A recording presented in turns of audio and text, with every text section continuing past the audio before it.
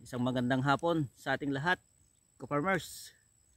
Ang topic po natin sa ngayon ay papakita ko po sa inyo yung tamang paraan ng pagpupruning na gamit po ang ating gunting. Pero bago yun, ka-farmers, sasabihin ko muna kung bakit natin kailangan mag-pruning sa ating pipino.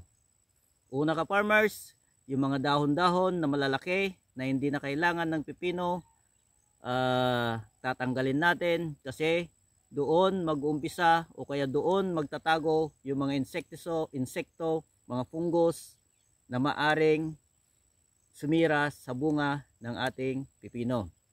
Pangalawa, ka-farmers, pag naglagay tayo ng abono, imbes na mapupunta diretso na sa bunga yung resistensya ng abono para sa ating bunga ng pipino, napupunta lamang doon sa mga sanga na hindi nagagamit at doon sa mga dahon na tumataba lang, bumiberde, at yon ang kumukonsumo ng ating abono. Kaya importante, ka-farmers, na tanggalin natin yung mga dahon, yung mga sanga na hindi na kailangan.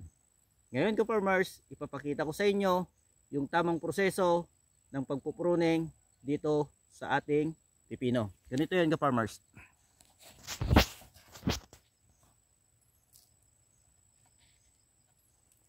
Yan, ka-farmers.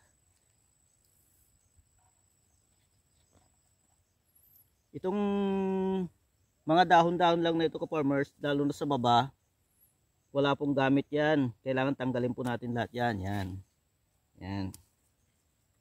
Yan. Pero, ka-farmers, importanteng ilagay natin sa medyo malayo-layo.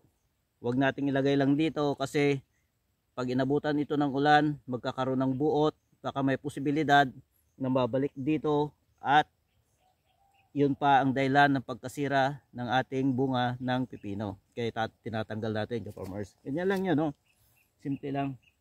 Yan. Tanggalin lang natin yung mga dahon sa baba. Yan. Oh. Importanteng malinis sa may puno, ka-farmers.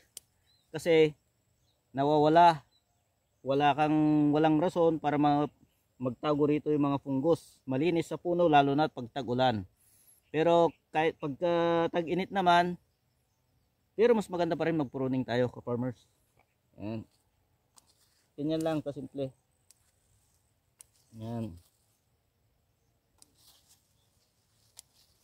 Itong mga dahon kasi na ito, ka-farmers, sinabi ko na kanina, dito lang napupunta yung mga abono na dinalagay natin sa ating pipino, samantalang hindi naman natin pwedeng ibenta ang dahon. Okay, ka-farmers? Hanggang dito na lang. Sana po may natutunan kayo sa ating video para naman na i-share ko po sa inyo yung aking kalaman tungkol sa pagtatanim ng ating pipino. Nagpapasalamat po tayo sa ating mga nanonood at sana magkaroon po tayo ng kunting subscribers na manggagaling po sa kanila. Maraming salamat po, ka-farmers.